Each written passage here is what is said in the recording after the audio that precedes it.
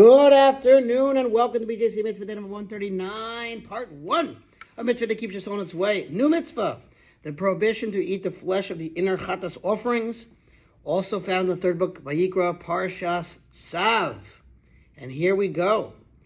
Any Chatas offering from which some blood has been brought to the tent of meeting to effect atonement within the holy shall not be eaten, it shall be burned in fire. There are different types of Chatas offerings brought in the temple. The outer Chatas, so named because its blood was applied to the outer altar, which stood in the temple courtyard, and the inner Chatas, so named because its blood was sprinkled upon the inner altar, which stood in the temple sanctuary.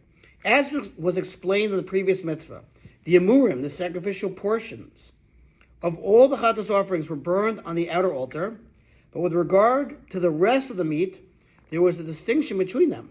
The meat of the outer Chatas offerings was eaten by the Kohanim, whereas the meat of the inner Chatas offerings was burned outside Jerusalem.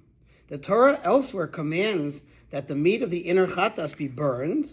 That's found in Leviticus. The verse stated here constitutes a prohibition against consumption of that meat. We are commanded that the Kohanim, the priests, who ordinarily eat the meat of Chatas offerings, again sin offerings, shall not eat any of the meat of the Chatas offerings that were made inside the temple sanctuary.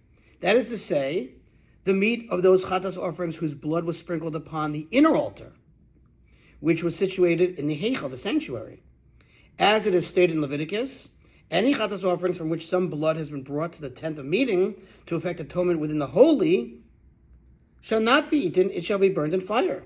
The Chinuch cites a source that this verse constitutes a distinct mitzvah prohibition against the consumption of the inner Chatas offerings. This is a quotation of Sifra to the verse, which again is a commentary, a medrash on Vayikra, the third book. When the verse states, any Chatas offering shall not be eaten, it shall be burned in fire, this teaches regarding any Chatas offering that requires burning, that it shall not be eaten, meaning that one transgresses a prohibition upon its consumption. Now, all the Chatas offerings whose blood required sprinkling inside, that is upon the altar that was inside the Heichal, were designated to be completely burned.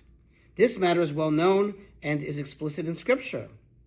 On the other hand, all the Chatas offerings whose blood was not sprinkled inside the Heichal, but rather was applied to the altar that was outside the Heichal in the temple courtyard, were designated to be eaten by the Kohanim. It is in reference to this subject that this verse was stated, namely to teach that any Chatas whose law is that it is designated to be burned, meaning any inner Chatas, the Kohanim may not eat of it.